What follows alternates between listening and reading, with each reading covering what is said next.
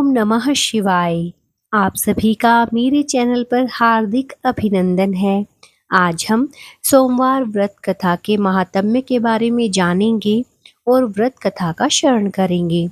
भगवान शिव देवों के देव महादेव को प्रसन्न करना सबसे सरल माना जाता है।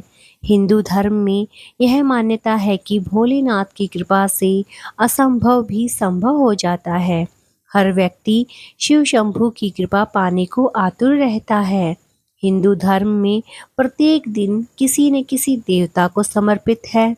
इसी तरह सोमवार का दिन भगवान शिव को समर्पित है। ऐसी मान्यता है कि सोमवार के दिन व्रत रखने और पूजा करने से भोलेनाथ अत्यंत प्रसन्न होते हैं और भक्तों की मनोकामनाएं पूर्ण करते हैं। आखिर सोमवार का ही दिन भगवान को क्यों समर्पित है, आइए जान लेते हैं इसके बारे में। सोमवार का दिन भगवान शिव को समर्पित होने के पीछे कई कारण हैं। इनमें से एक प्रमुख कारण है चंद्रमा। चंद्रमा को भगवान शिव का स्वरूप माना जाता है और इसे ही सोम भी कहा जाता है। शिव पुराण में भी भगवान शिव को चंद्रमा को अपनी जटाओं में धारण करते हुए दिखाया गया है। सोम का अर्थ केवल चंद्रमा ही नहीं बल्कि सौम्य भी होता है। भगवान शिव को भी सौम्य स्वभाव का माना जाता है।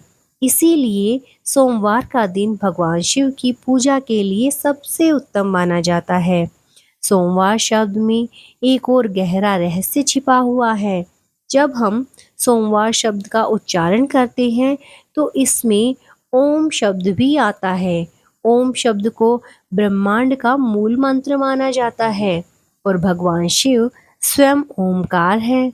इस प्रकार सोमवार का दिन भगवान शिव के साथ साथ ओम शब्द से भी जुड़ा हुआ है।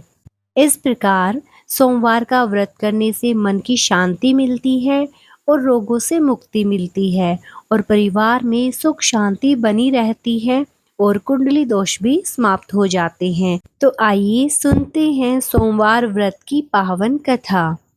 एक बहुत धनवान साहूकार था जिसके घर धन आदि किसी प्रकार की कोई कमी नहीं थी, परंतु उसको एक दुख था कि उसके कोई पुत्र नहीं था। वह इसी चिंता में रात दिन रहता था। वह पुत्र की कामना के लिए सोमवार को शिवजी का व्रत और पूजन किया करता था तथा सायंकाल को शिव मंदिर में जाकर शिवजी के श्री विग्रह के सामने दीपक जलाया करता था। उसके इस भक्ति भाव को देखकर एक समय श्री पार्वती जी ने शिवजी महाराज से कहा कि महाराज, यह साहूकार आपका अनन्य भक्त है और सदैव आपका व्रत और पूजन बड़ी श्रद्धा से करता है। इसकी मनोकामना पूर्ण करनी चाहिए। शिवजी ने कहा, हे पार्वती, यह संसार कर्म क्षेत्र है। जैसे किसान खेत में जैसा बीज बोता है वैसा ही फल काटता है, उसी तरह इस संसार में जैसा कर्म करते हैं वैसा ही फल भोगते हैं। पार्वती जी ने अत्यंत आग्रह से कहा, महाराज, जब यह आपका अनन्य भक्त है और इसको यदि किसी प्रकार का दुख है तो उसको अवश्य दूर करना चाहिए, क्योंकि आप सदैव अपने भक्तों पर दयालु होते हैं और उनके दुखों को दूर करते हैं। यदि आप ऐसा नहीं करेंगे तो मनुष्य आपकी सेवा तथा व्रत क्यों करेंगे। पार्वती जी का ऐसा आग्रह देख शिवजी महाराज कहने लगे, हे पार्वती, इसके कोई पुत्र नहीं है। इसी चिंता में यह अति दुखी रहता है। इसके भाग्य में पुत्र न होने पर भी मैं इसको पुत्र की प्राप्ति का वर देता हूँ, परंतु यह पुत्र केवल 12 वर्ष तक जीवित रहेगा। इसके पश्चात वह मृत्यु को प्राप्त हो जाएगा। इससे अधिक मैं और कुछ इसके लिए नहीं कर सकता। यह सब बातें साहूकार सुन रहा था। इससे उसको न कुछ प्रसन्नता हुई और न ही कुछ दुख हुआ। वह पहले जैसा ही शिवजी महाराज का व्रत और पूजन करता रहा।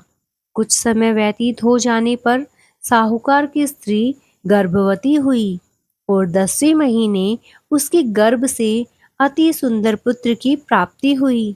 साहूकार के घर में बहुत खुशी मनाई गई, परंतु साहूकार ने उसकी केवल 12 वर्ष की आयु जान कोई अधिक प्रसन्नता प्रकट नहीं की और न ही किसी को भेद बताया। जब वह बालक 11 वर्ष का हो गया तो उस बालक की माता ने उसके पिता से विवाह आदि के लिए कहा। वह साहूकार कहने लगा कि अभी मैं इसका विवाह नहीं करूंगा, अपने पुत्र को काशी जी पढ़ने के लिए भेजूंगा। फिर साहूकार ने अपने साले अर्थात बालक के मामा को बुला उसको बहुत सा धन देकर कहा, तुम इस बालक को काशी जी पढ़ने के लिए ले जाओ और रास्ते में जिस स्थान पर भी जाओ यज्ञ करते और ब्राह्मणों को भोजन कराते जाओ। वह दोनों मामा भांजे यज्ञ करते और ब्राह्मणों को भोजन कराते जा रहे थे। रास्ते में उनको एक शहर पड़ा। उस शहर में राजा की कन्या का विवाह था और दूसरे राजा का लड़का जो विवाह कराने के लिए बारात लेकर आया था वह एक आंख से काना था। उसके पिता को इस बात की बड़ी चिंता थी कि कहीं वर को देख कन्या के माता पिता विवाह में किसी प्रकार की अड़चन पैदा न कर दें। इस कारण जब उसने अति सुंदर सेठ के लड़के को देखा तो मन में विचार किया, क्यों न दरवाजे के समय इस लड़के से वर का काम चलाया जाए। ऐसा विचार कर वर के पिता ने उस लड़के और उसके मामा से बात की तो वे राजी हो गए। फिर उस लड़के को वर के कपड़े पहना तथा घोड़ी पर चढ़ा दरवाजे पर ले गए और सब कार्य प्रसन्नता से पूर्ण हो गया। फिर वर के पिता ने सोचा कि यदि विवाह कार्य भी इसी लड़के से करा लिया जाए तो क्या बुराई है। ऐसा विचार कर उसने उस लड़के और उसके मामा से कहा, यदि आप फेरों का और कन्यादान का काम भी करा दे तो आपकी बड़ी कृपा होगी और मैं इसके बदले में आपको बहुत कुछ धन दूंगा। तो उन्होंने स्वीकार कर लिया और विवाह कार्य भी बहुत अच्छी तरह संपन्न हो गया। परंतु जिस समय लड़का जाने लगा तो उसने राजकुमारी की चुंदड़ी के पल्ले पर लिख दिया कि तेरा विवाह तो मेरे साथ हुआ है, परंतु जिस राजकुमार के साथ तुमको भेजेंगे वह एक आंख से काना है और मैं काशी जी पढ़ने जा रहा हूँ। लड़के के जाने के पश्चात उस राजकुमारी ने जब अपनी चुंदड़ी पर ऐसा लिखा हुआ पाया तो उसने राजकुमार के साथ जाने से मना कर दिया और कहा कि यह मेरा पति नहीं है, मेरा विवाह इसके साथ नहीं हुआ है, वह तो काशी जी पढ़ने गया है। राजकुमारी के माता पिता ने अपनी कन्या को विदा नहीं किया और बारात वापस चली गई। उधर सेठ का लड़का और उसका मामा काशी जी पहुंच गए। वहां जाकर उन्होंने यज्ञ करना और लड़के ने पढ़ना शुरू किया। जब लड़के की आयु 12 साल की हो गई उस दिन उन्होंने यज्ञ रचा रखा था कि लड़के ने अपने मामा से कहा, मामा जी आज मेरी तबीयत कुछ ठीक नहीं है। मामा ने कहा, अंदर जाकर सो जाओ। लड़का अंदर जाकर सो गया और थोड़ी देर में ही उसके प्राण निकल गए। जब उसके मामा ने आकर देखा तो वह मुर्दा पड़ा था। उसको बड़ा दुख हुआ और उसने सोचा कि अगर मैं अभी रोना पीटना मचा दूंगा तो यज्ञ का कार्य अधूरा रह जाएगा। अतः उसने जल्दी से यज्ञ का कार्य समाप्त कर ब्राह्मणों के जाने के बाद रोना पीटना आरंभ कर दिया। संयोगवश उसी समय शिव पार्वती जी उधर से जा रहे थे। जब उन्होंने जोर जोर से रोने की आवाज सुनी तो पार्वती जी कहने लगी, महाराज कोई दुखिया रो रहा है, इसके कष्ट को दूर कीजिए।